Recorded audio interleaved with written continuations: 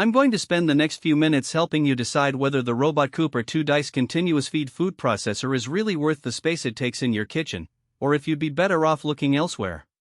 When you're standing in the aisle or scrolling online, the big question is always the same: does this machine actually make my prep faster, cheaper, and less stressful, or am I just paying for a fancy metal box? Link is in the description if you want to check the product details on Amazon. First off, the hesitation most people feel with a commercial-grade dicer is that they're buying a piece of equipment that's built for a restaurant but they only need it for weekend meals. That gap between expectation and reality is where the risk of a bad purchase lives. The R2 is marketed as a continuous feed system, which means you can keep a stream of vegetables moving through the blade without stopping to empty a hopper. In practice, that works well when you're chopping enough produce to fill a big bowl. Think a catering order, a food service prep line, or a family that eats a lot of fresh salads. If you're only slicing a few carrots for a stir-fry, the benefit shrinks dramatically, and you may end up spending time loading and unloading rather than saving it. The design revolves around a single S-blade that's meant to give you consistent dice sizes from a range of vegetables. In my test kitchen, I ran carrots, onions, and zucchini through it back-to-back. The blade stayed smooth, and the pieces came out uniform enough that I didn't have to touch up with a knife. That consistency is a real strength for anyone who needs that look on a plate. Think a bakery that tops pastries with diced fruit, or a meal prep service that wants every box to look the same. The 3-quart polycarbonate bowl is a practical size. It holds enough for a medium batch without being so huge that you're constantly emptying it, but it does set a floor space requirement that can be a deal breaker for small kitchens. What really sets the R2 apart is the magnetic safety system. You can't start the motor unless the bowl is locked in place and the safety latch is engaged.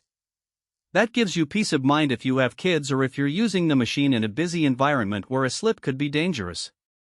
In real life, that safety net means you can focus on loading the feed chute without worrying about accidental startups. The 3-button control panel is simple: low, medium, high, so you don't have to memorize a complicated menu. For a commercial user who's training staff, that simplicity translates into less downtime and fewer mistakes. However, the same simplicity also hides a couple of trade-offs. Because the R2 only has 3 speed options, you can't fine-tune the texture as precisely as you might with a more advanced processor that offers pulse functions or multiple blade types.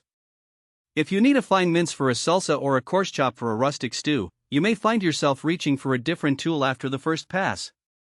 The continuous feed chute also requires you to keep an even flow. If you dump a big pile in at once, the blade can jam or the pieces can become uneven. It's not a throw it all in and walk away machine, but rather a device that rewards a steady hand and rhythm. Now, who should actually buy this thing?